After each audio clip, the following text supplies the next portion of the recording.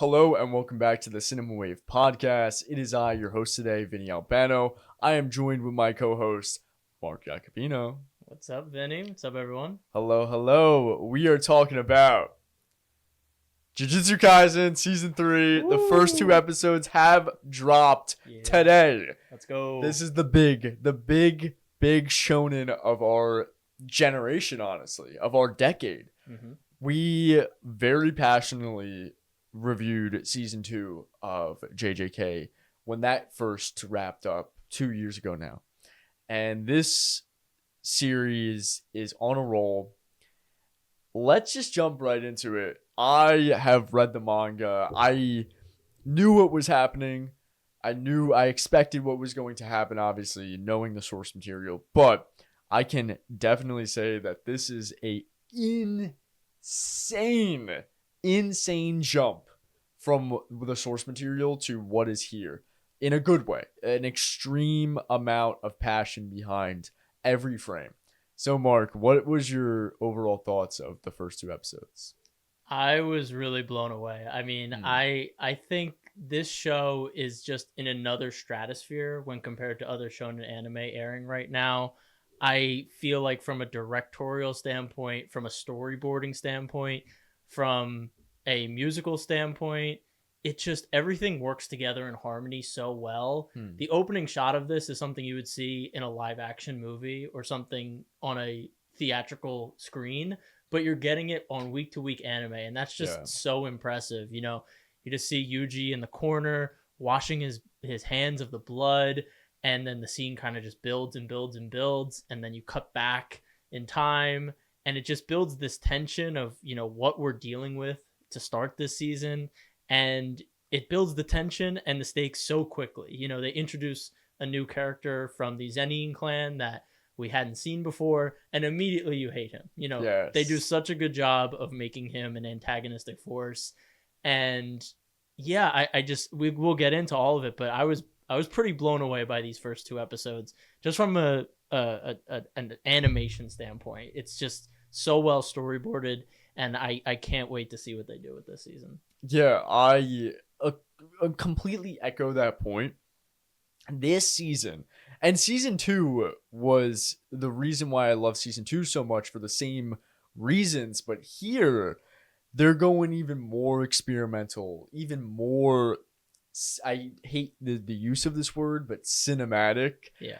The director and storyboarder, according to AnimeNewsNetwork.com, is Shota Gashozano, who, again, like you said, he directs these scenes so well. He directs it the way I described it off camera, like a real film.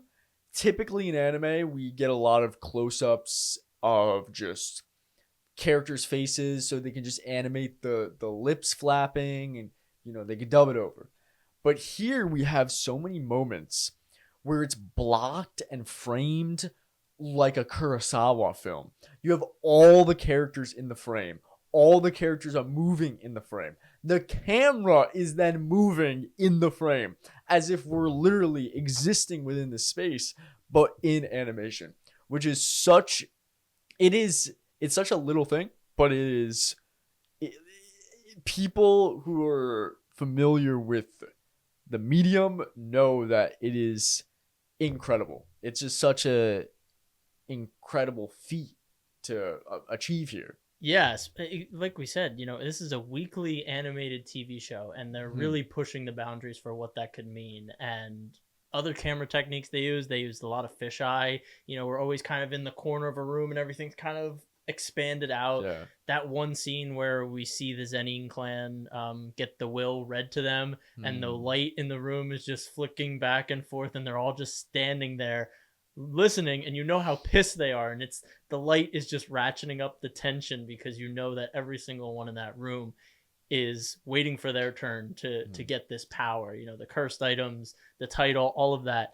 And it just conveys that without the typical anime thing where it'd be like, this is my crown, but it's like, no, you're just seeing them just holding position. And I don't know, this show just has so much style. Like it just looks like so sick, especially those scenes where we see an action happen and then everyone pauses and everyone's in their fight poses or they're just blocked something and you didn't see it. I'm just like, this is like the sickest thing on TV right now. Yeah. No, I 100% agree. I wish I got the animator who worked on the Zenin clan scene, but I agree with you to what you said about the storyboarding.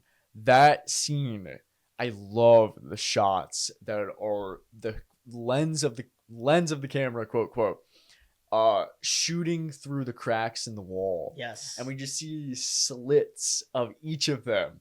And then, like you mentioned, the shadows and also the use of fisheye perspective and foreshortening, everything, even the very beginning when the uncle takes his sword to Naoya's like neck and the foreshortening, everything is stretched, and the shot of when the little man is reading the will and everyone is just lingering above and they're massive in the frame. Yep. I love it. I love it. I agree. I couldn't agree more. Yeah, and then later on in the episode we get that scene with Yuji on the stairs and Shoto walking down in the background, and it's like almost a cathedral-like place with the stained glass, and it's a wide shot, and then Yuji starts walking away from him and we just see his steps, and then it cuts to the next step, and it feels like he's in this kind of repetitive way of thinking where he's just beating himself up because he's like, I killed all these people,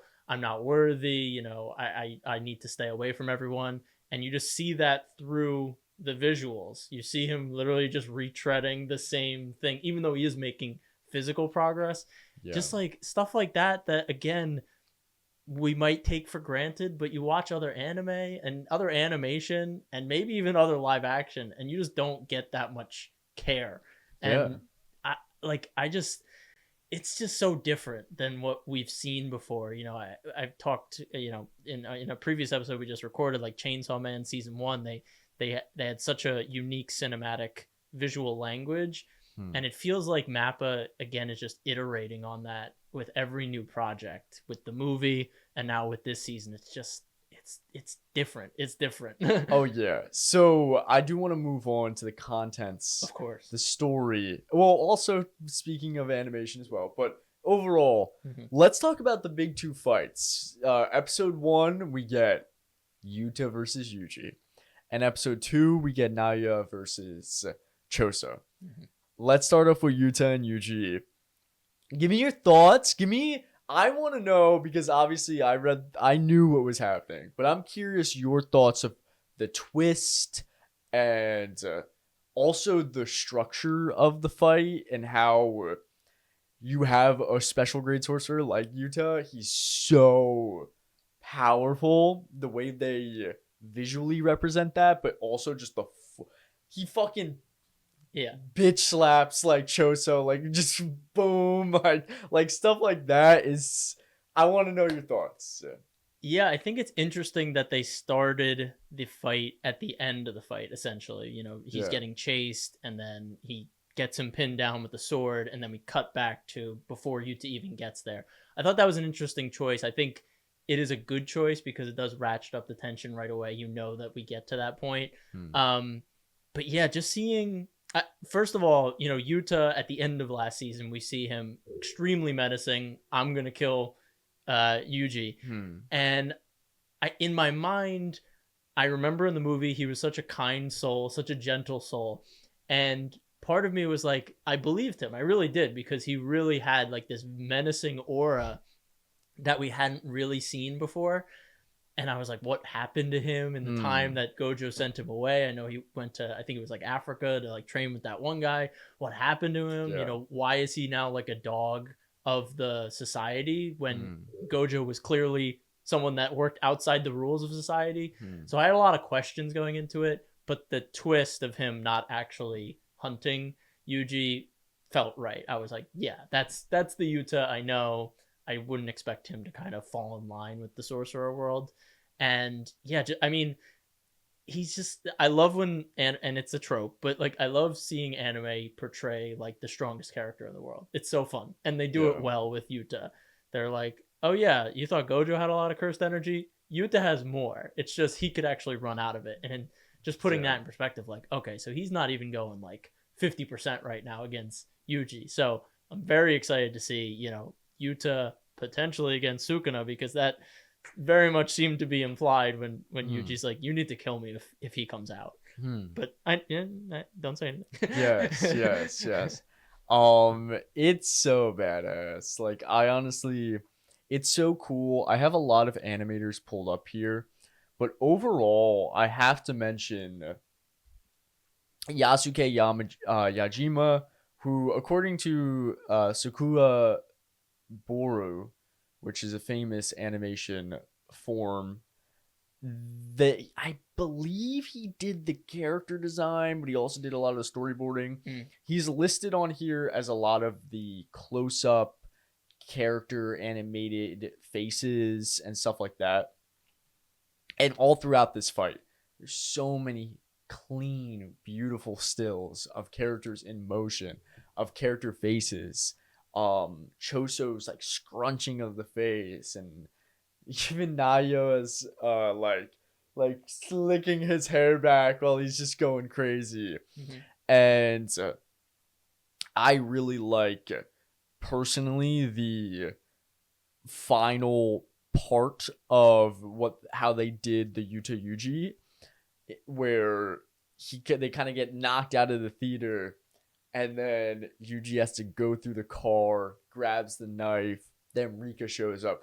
That whole interaction is so well animated, and the editing is something that I'm going to keep bringing up, because that also has to go hand in hand with the direction, the choice. This show is very unorthodox in its editing. From an animation perspective, from a filmmaking perspective, it's so unique, and I love it. There's techniques that are used here that is just bizarre, but it works. Like, it's so fast. You have characters where they will be talking about something, and then they will overlay the image on top of an image. And I'm kind of jumping around. I do apologize. Oh, good. But like, for example, when Choso is explaining that his brothers and the other cursed wombs are in that, right? He's walking through that space, and then they're editing overlays of the cursed wombs, like on top of what he's speaking about. Stuff like that is so cool. But specifically, speaking of editing, there are moments where they will cut to literally a drawing for a frame. Yes. And it's so cool because it gives like this like snappy like effect to the emotion that I've honestly never seen before.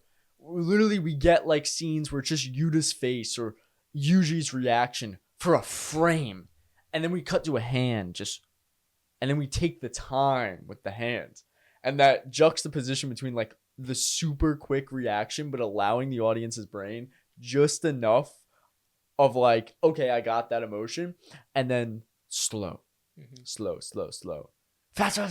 It is so unique. I love it. I'm glad you brought that up, because I was going to say at the campfire, they do that thing where Yuta and Yuji kind of have that moment where they recognize they're both kind of the same in a way. And yeah, they have their faces lined up, and then it's like a half a second frame, and then it goes away. And yeah, it's like you said, it's just those moments that kind of lock you back in at a higher level, because there's something there that you need to pay attention to at all times. And I just want to ask, like, as someone that read the manga after season 2, you dove in and you just read through the entire manga, like, knowing the source material and then seeing the elevation of that source material with all these things, it must just be kind of jaw-dropping, because you're seeing it, you're seeing these drawings, and you're like, oh, this is cool, and then now you're seeing what they're adding to it, that little extra sauce, the lighting too. The lighting in this episode is so gorgeous. It's this dusk lighting, the color purple and orange are like so in your face throughout everything, the blood, the light. Yeah, like how like when you're watching this, I mean, you're probably more amazed than I am, because I'm just taking it in for what it is. Yeah, I'm jaw dropped like always, and I felt this way with Chainsaw Man Rize, which is also animated by Mappa. But even in Jujutsu Kaisen, the thing that blows me away even more than Chainsaw Man, despite Chainsaw Man being an extreme like step up from like taking the source material and elevating it. Yeah. But with Jujutsu Kaisen, the biggest problem, I enjoyed my time with the manga. I have my flaws with it, but the manga itself is not presented in the best way. Like sometimes the art and paneling is very just right, very just kind of flat. Yeah. And even I'm a big within comic books and manga. I don't want to go on a tangent here, but I think lettering is really important when deciding, like making a very well paced chapter of a comic book / manga. Lettering, where you have your speech bubbles, how the audience's brain is reading those speech bubbles and the design of them. I genuinely, this might be like a hot take, I'm not sure, but I'm not a fan of the lettering in Jujutsu Kaisen. Yeah. I've never been. There's something about it that it's very convoluted at times, just not the information that is coming to us, although sometimes it is convoluted. Yeah. But the execution of that information on the page. Here, complete opposite. I kid you not, the complete opposite. Every panel is taken in a way where now we're exploded with color. We're exploded with just like these extremely well composed frames and movement in every single, even how I look at the art side by side, and I know it got memed because people were like, oh, why is Yuta posing like that when he's first introduced on the rooftop and he's like looking down?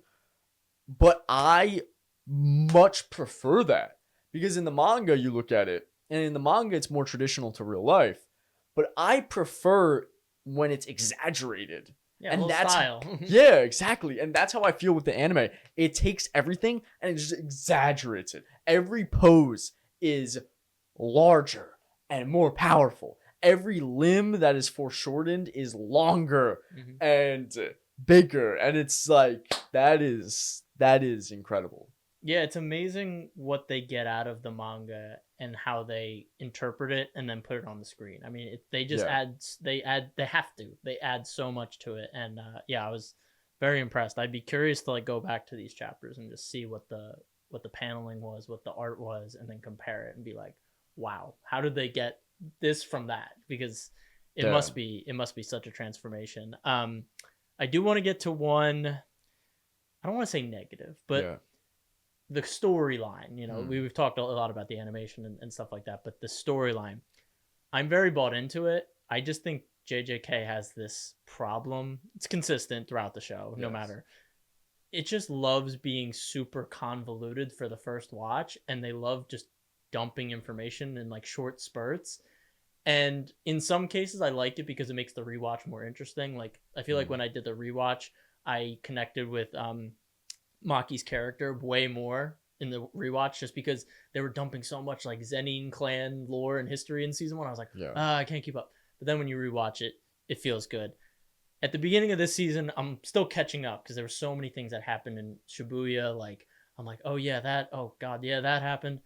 And now they're adding like the culling games, and I feel like they bring that in, and it's very quick. Not physically the rules, because that was ridiculous. Yeah. But I feel like they're also just like, you're in this room, and then they're like, oh yeah, they just started the culling games. We have to go now. And I'm like, what the hell's the culling? Like, what does that mean? And I feel like there could have been a much better way to introduce that. Maybe they'll explore it more and be like, okay, why did he set this up? What is going on? What are the actual rules? I'm not pausing and reading like this crazy long paragraph. So that's always been like a gripe of mine with JJK, unfortunately. I hope it changes throughout this season. But how did you feel about how they went about adapting that type of stuff? Yeah, that is also my flaw with JJK. My biggest flaw is just like sometimes their exposition and the pace doesn't make a good couple, right? So I 100% agree with you. I will say, to a benefit, but also to a negative, next episode, There's gonna be a lot of exposition. Okay, perfect. Well, yeah. In a good way, it will answer your questions, and it will like kind of make the Colon games make sense. Got it.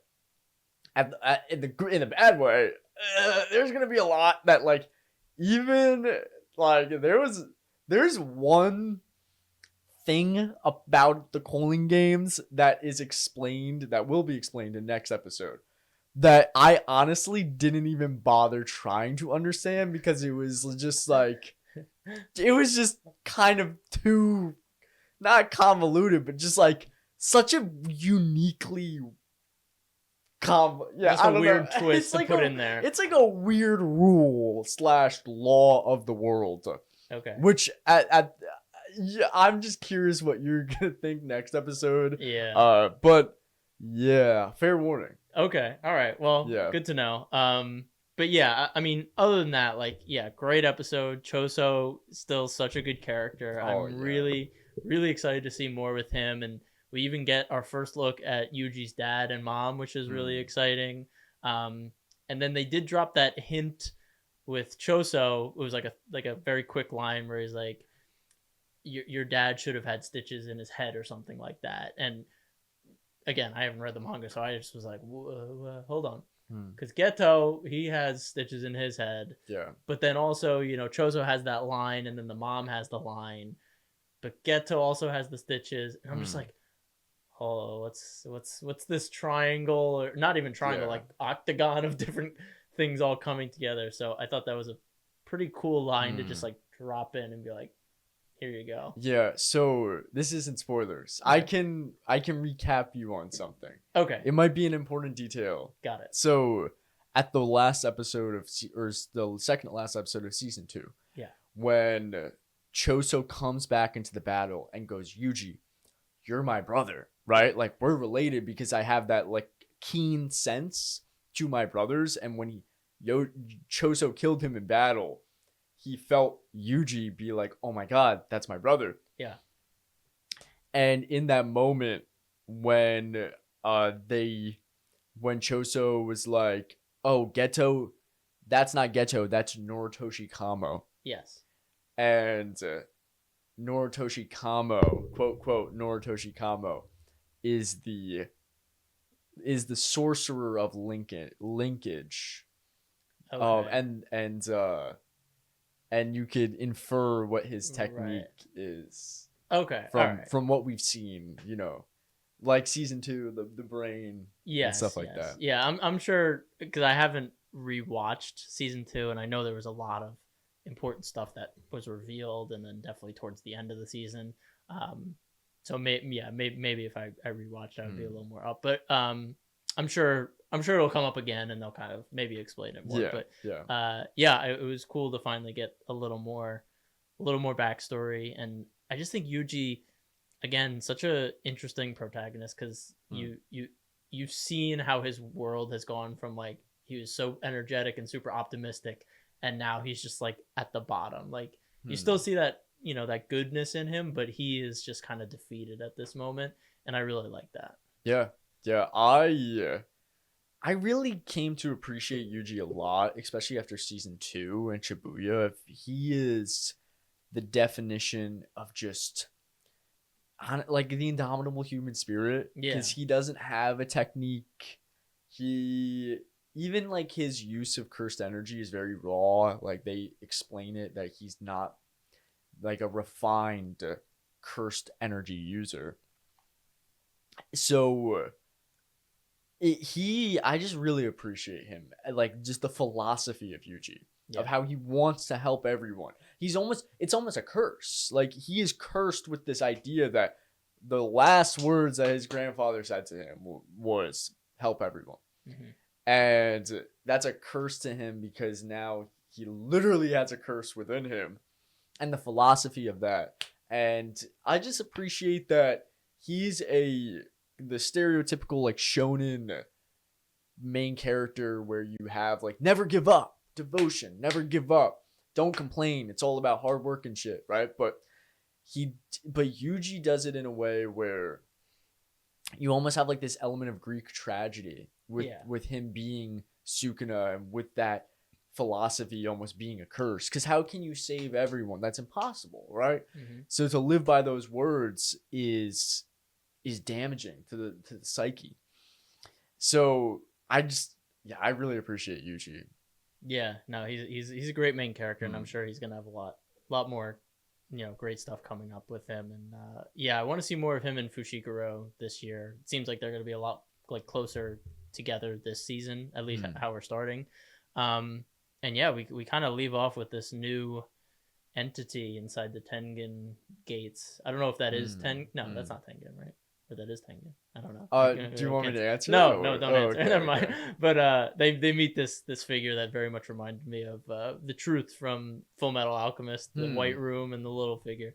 So yeah, I'm excited for next week. So part 1, 12 episodes, and then there's gonna be a part 2. Yeah, let's actually look that up. I want to know what I'm getting into. I am not entirely sure, to be honest, because that part 1, like, it was kind of they always do this with anime. They just drop it on us like last minute. They're like, JJK season 3 Calling Games, and then a week before it comes out, part 1. I'm like, oh, you could have told us it was a part 1. It says here on Mal, my anime list, there is not a given amount of episodes as of right now. Okay. According to my anime list. So I'm assuming it's going to be 12 episodes, and then we're going to have a second core whenever that comes out. Maybe in like the fall or winter. Yeah. So, yeah, I'm not sure. I have a feeling they got a lot of backlash last season because of the working conditions. I even I think one episode was almost like completely like delayed because they were like, the animators are working like 40 hours in 2 days or whatever. So I'm sure that they got so much backlash. They're like, okay, we can't drop all 24 together. We have to do like core 1, give them some time to finish up core 2, and then move on to core 2. Yeah, and honestly, that's better. I prefer that. What we're given here is so peak that it's like I can eat this for months. This is fine. Worth the wait. Yeah. Before we wrap up or anything, actually 2 things. One, we talked about them going into Tengen's place. I love that JJK has a really awesome what's the word? It's an awesome trait of attention to detail. When they walk in, they see the blood. Go, oh, what happened here? Yeah. And Yuki was originally selected to be the star vessel for Tengen to reincarnate. She's the one that happened 12 years ago, but doesn't give any more context. And there's like, it just, I love when a series does that. It's like, it makes the world feel much greater, and it feeds us as an audience of like, we know something that the characters don't. Like, we have like, we're like in on the little secret, you know, which I like. Yeah. I'm glad that's coming back around, because that was my biggest complaint, I guess, with the premature death arc was I had no idea what was going on, because they were like, we have to get this star vessel from this evil group that wants to take her and use her, and then I'm like, I don't know. I kind of just thought it was a story to show the divide of Gojo and Geto and how they view the sorcerer world, and that's really the point of it. But now it might come back around a bit more. But yeah, that scene is like iconic at this point, Beautiful music and then headshot. And now that blood is still there on the floor. It's crazy. Yeah. And just before anything, I have to shout out some of the animators here. Yeah. The Naoya Choso fight, I think, in my opinion, I actually like that fight a little bit more than Yuta Yuji. Mm-hmm. Oh, yeah. I love... it's listed here, the key animator, Fei Hong, who animated so many of these moments of Naoya and Choso, like, moving around, moving their bodies. I absolutely love the moment when Choso just, like, powers up his piercing blood, and you see that his face crunch and the colors like desaturate. Mm-hmm. I love the film's the show's ability to just within these animations that push pull punch, right? In kung fu logic, right? Water, ice, right? Also Teppei Okuda does again a lot of those other, he's listed as key animator here, a lot of those Naoya moving around scenes. He animated the scene where Choso is just getting like pa pa pa pa pa pa, and Naoya turns back and slicks his hair back. He did that scene. Takafumi Mitani, his name is all over this. He does a lot of these like slower moments. Yuji getting trapped within Rika, and then Yuta having that menacing walk and stabbing him in the chest. Mitani also did the washing the blood shot of the hands. That was great. So yeah, those are some key animators that I wanted to shout out. It's really, really, really awesome. Just amazing. Yeah, shout out the animators. They're killing it. This is amazing work. I hope you're getting paid, and I hope you're getting ample time off because you've earned it. This is crazy. Yeah. Do you have any other thoughts? No, I'm good to go. Okay. So we're gonna be here week by week covering JJK season 3. It's gonna be really exciting. My goat Hikari is about to be animated. I saw him in the trailer. He's my guy. He's my guy. I love that guy. I'm very excited for his action in Calling Games. But anywho, enough glazing Hikari here. That has been Vinny Albano at the Cinema Wave Podcast. I've been Mark Jacobino. And if you liked our content here, remember to check out all our social medias down below. We have other similar content on our Instagrams and our TikToks and whatnot. Also, if you like our content, you want to keep up following JJK with us week by week, subscribe and let us know your thoughts in the comments below. Start a discussion. This is the culture.